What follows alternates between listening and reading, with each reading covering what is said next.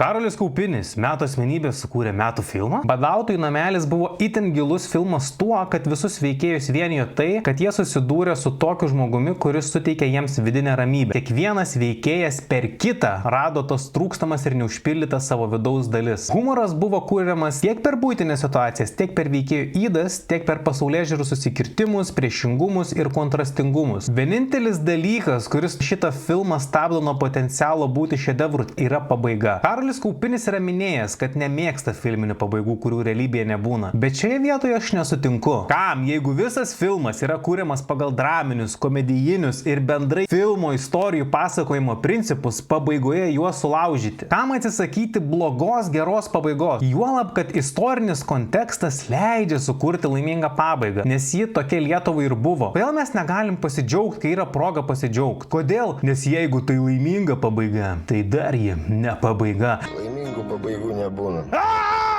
Badautojų namelis yra tas filmas, kurį gali žiūrėti visi. Ir krikščionis, ir ne.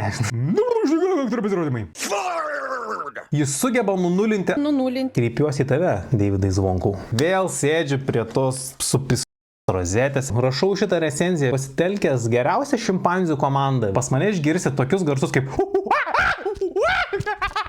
Lietuvos musmušis, laisva pirštis, free finga. Karalis. Kas suvalgė ranką?